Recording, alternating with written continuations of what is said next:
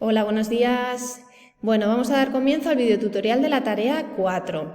Como ya sabéis y como siempre digo, leemos bien la unidad, cualquier duda que nos surja la preguntamos y a continuación leemos bien los enunciados de los que consta la tarea. Es importante que seamos pertinentes, es decir, que nos adaptemos a lo que se pide en cada enunciado. Hay veces que en un enunciado se piden varias cosas. Entonces, tengo que responder a cada una de las partes del enunciado y hacerlo de forma clara, es decir, que estructurar la información de manera que quede claro qué información responde a qué parte del enunciado. Eso sería hacer una tarea de manera pertinente, no dar menos de lo que se pide, pero ojo, tampoco dar más de lo que se pide. Hay veces que en algunas tareas presentamos información que no se requiere en el enunciado, ¿vale? Y eso no hay que hacerlo, no es que no sume o reste, sino que realmente es una información que hace perder la otra. Y muchas veces va en relación el hecho de presentar información que no se pide con no trabajar en suficiente medida la que sí se pide. Por eso os pido que vuestro esfuerzo lo focalicéis en responder efectivamente a todo lo que se pide en los enunciados. Ya sabéis que para resolver dudas también es interesante que consultéis el foro de la unidad 4 en el que se pueden aclarar dudas de compañeros y compañeras, así como hacer aclaraciones sobre la tarea. También quería comentar aquí que es importante que entreguéis, a estas alturas ya deberíais saberlo, todas las tareas con portada e índice, ¿de acuerdo? Aunque no penaliza el hecho de hacer la portada más o menos bien, porque son aspectos formales, sí que es verdad que es un requisito de entrega, por lo tanto se pueden reabrir tareas si no se entregan con portada e índice. Además, dado que no penaliza, me parece una oportunidad buena para ir afinando un poco aspectos formales de los documentos que también son importantes. Como siempre os digo, consultar también el apartado de evaluación porque ahí se concreta mucho mejor lo que se pide en cada resultado de aprendizaje. Ya sabéis que estamos en una evaluación que evalúa por criterios de evaluación y de hecho yo en mis comentarios siempre os pongo las correcciones no por enunciados de actividad sino por criterios de evaluación. Entonces, para que os quede más claro qué se pide en cada uno de ellos, que veis que están todos puntuados sobre 10, os podéis ir a esta rúbrica, en concreto a elementos de la rúbrica, porque ahí se especifica mejor qué es lo que se espera que aportéis en cada uno de los criterios. Vale, una vez aclarado esto, vamos a irnos a la tarea concreta.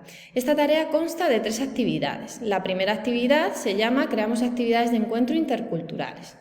Vale, en un primer momento, que es sobre todo introductorio y contextual, vamos a elegir una ubicación concreta y real, ¿vale? En la medida de lo posible próxima a la nuestra, a nuestro lugar de residencia.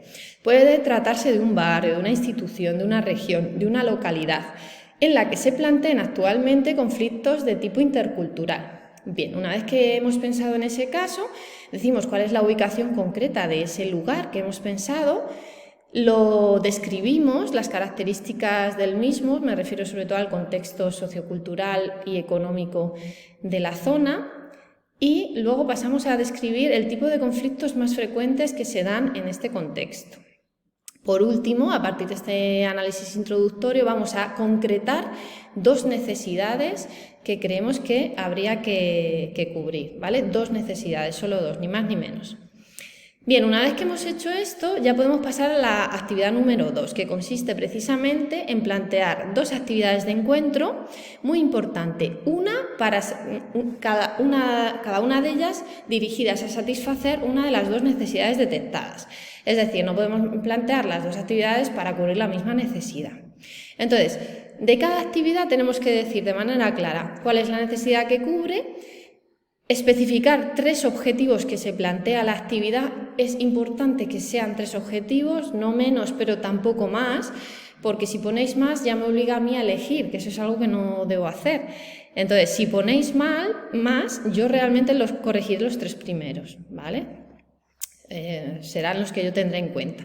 Muy importante a la hora de redactar objetivos, quiero que tengáis en cuenta las características que de los mismos se detallan en el apartado 2 del tema, ¿vale? Sobre los objetivos operativos.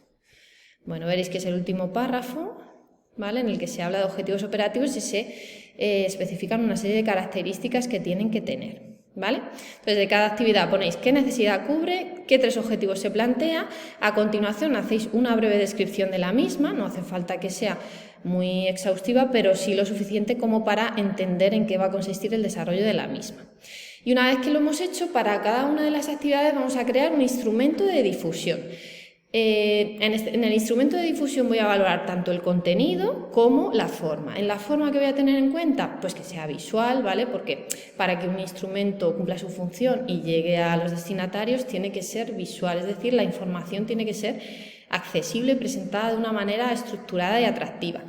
Y también voy a valorar que sea original, ¿vale? Es muy importante que elijamos instrumentos diferentes para cada una de las actividades. Pueden ser del tipo que queráis. Aquí os pongo algunos ejemplos, pero cualquier canal de difusión me serviría. Un cartel, un vídeo, un podcast, un tríptico, pero siendo diferentes para cada una de las actividades.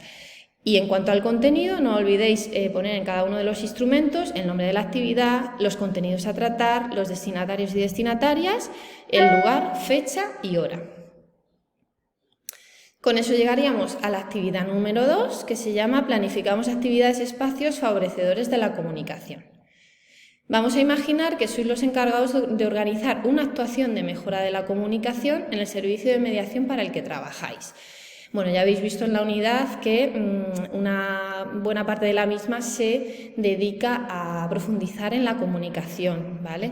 Tanto en la comunicación no verbal como en la verbal. Entonces aquí lo que os pido es que organicéis un taller que va a contener 3 actividades y esas 3 actividades van a versar sobre el mismo contenido, ¿vale? Para acotar un poco el contenido, os pido que elijáis uno de los presentes en estos apartados que os indico, ¿vale? El 6.3.2, que sería la comunicación verbal. Imaginaos que el taller va a versar sobre comunicación no verbal. Las 3 actividades van a tratar ese mismo contenido, ¿vale? ¿Que queréis ser más restrictivos y centraros solo en la kinesia o solo en la proxémica? Lo podéis hacer. No tenéis por qué hacer un taller que aborde la totalidad de los contenidos que aparecen en el apartado. Pero lo digo básicamente para que no me hagáis un taller, por ejemplo, que sea de la comunicación no verbal y también de los estilos de comunicación. No, vamos a elegir solo uno y ya dentro de ellos podemos acotarnos aún más. Las posibilidades que os doy son o bien un taller sobre comunicación no verbal, que ya os digo puede ser sobre alguno de sus aspectos en concreto, bien sobre lo que aparece en el apartado de estilos de comunicación, bien sobre la escucha activa o bien sobre la gestión de emociones, ¿de acuerdo? Vamos a elegir uno de esos contenidos y vamos a plantear 3 actividades originales, esto es muy importante, que podría incluir dicho taller. Vale, aquí os recuerdo, aunque esto está dicho en programación, siempre en las tareas, que la copia textual de actividades de fuentes externas, en este caso de Internet seguramente, conllevará la nota global de 0 en la tarea, no en la actividad, sino en la tarea. Entonces, está bien que nos inspiremos a partir de actividades que podamos encontrar por Internet, ¿de acuerdo? Pero lo que pido es que en la medida de lo posible siempre intentemos aportar algo, lo primero que lo reformulemos, es decir, porque si no sería copia, que lo digamos con nuestras palabras y luego pues que en la medida de lo posible intentemos introducir algún cambio a las actividades que podamos encontrar por Internet. ¿De acuerdo? Entonces aquí hay 2 aspectos, por una parte evitar la copia y por otra intentar ser original. ¿Vale? Incluso en el caso, imaginaos, de que me copiéis textualmente una actividad de Internet y me citéis la fuente, ¿vale? En ese caso no habría copia, pero lógicamente la puntuación en concreto en esta actividad sería un 0 porque no estáis aportando una actividad original. Entonces, lo que os pido es que intentéis reflexionar y crear actividades que sirvan para tratar esos contenidos en las que se pueda, leer algo personal, ¿vale? Y de ellos también, lógicamente me describís la actividad con vuestras palabras y señaláis los destinatarios y destinatarias a los que se dirige el taller. Una vez realizado esto, una vez descritas las 3 actividades originales, vamos a pensar qué espacio sería el apropiado para llevar a cabo las 3 actividades. ¿Qué tenemos que decir de este espacio? Pues cuáles serían sus características generales, el mobiliario con el que va a contar, los materiales necesarios. En materiales vamos a hacer una distinción entre fungibles e inventariables. Los materiales fungibles son aquellos que se gastan con su uso, como por ejemplo el pegamento, el papel, y los inventariables son aquellos que no se gastan con su uso. Se pueden romper pero no se gastan con su uso, como por ejemplo unas tijeras. Vale, al final, una vez aportada toda esta información, argumentad por qué este espacio es el idóneo para el colectivo destinatario del taller. Vale, esta es la preparación general de un espacio, pero siempre se puede dar el caso de que luego en la práctica vayamos a tener usuarios y usuarias que presenten características específicas que conlleven una adaptación en la configuración del espacio. Vale, pues eso es lo que tratamos en la actividad número 3. Dice, una vez que tienes la lista de inscritos e inscritas del taller, que no es que tengáis que hacerla, ¿vale? Simplemente nos estamos imaginando. Observas que hay 3 personas que presentan diversidad funcional. Ojo, diversidad funcional, se refiere a discapacidad física, motórica, sensorial, trastornos, etc. Sí es importante que esas 3 personas presenten una diversidad funcional distinta unas de otras, para así tener que prever diferentes adaptaciones. Entonces, lo que tenéis que hacer aquí es describirme en qué consiste cada una de esos 3 casos de diversidad funcional y una vez que lo habéis hecho, pensar en qué adaptaciones tendríais que incluir para cada una de ellas en el espacio, mobiliario y materiales. Ojo, no hay por qué introducir adaptaciones en todos estos aspectos. A lo mejor hay una diversidad funcional que solo va a requerir una actividad del mobiliario, pero no del espacio y de los materiales. Simplemente lo que quiero es que me argumentéis qué tipo de adaptaciones requeriría cada diversidad funcional. Y con eso llegamos a la actividad número 3, que es la actividad de reflexión de esta unidad, que trata de la importancia de la planificación. Para no reflexionar en abstracto, he querido partir de una situación real. Y he pensado que qué mejor que partir de la situación real en la que os encontréis, ¿vale? Con vuestras vidas, en las que desde luego hay una carga de estudios porque estáis cursando este ciclo, pero seguramente también hay cargas familiares, laborales, cada uno y cada una tiene su situación. Se trata de que me la describáis brevemente. ¿Que no queréis describir vuestra situación real? Pues describís otra, ¿vale? Pero bueno, me describís una situación de una persona que tenga una serie de cargas familiares, laborales, de estudios, etc.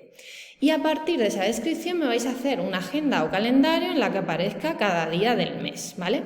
Va a aparecer un mes, inmediatamente anterior a la fecha del examen de junio de mediación, que es el 12 de junio, es decir, del 12 de mayo al 12 de junio. Entonces, en esa planificación quiero que me incluyáis todas las tareas relativas a esas cargas familiares, laborales y de estudio. Por ejemplo, sí o sí va a tener que aparecer la fecha del 12 de junio como la fecha del examen de mediación y asimismo la fecha límite de entrega de las tareas, que ahora mismo no la tengo en mente, pero es a finales de mayo.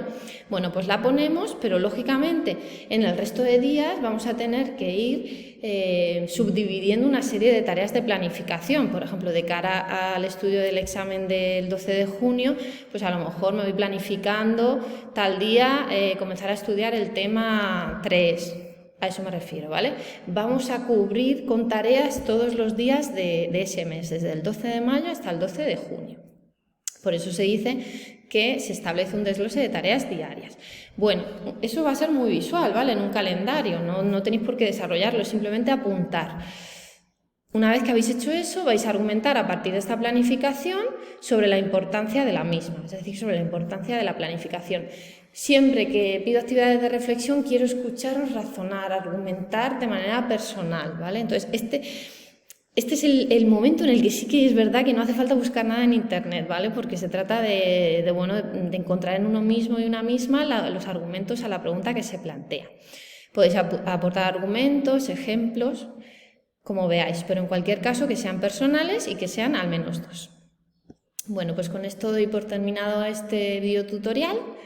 Ya sabéis que sigo disponible en mi horario de atención telefónica y a través del mail y la mensajería. Bueno, pues mucho ánimo a todos y todas, ya solo quedan 2 tareas, ¿vale? Estamos en contacto.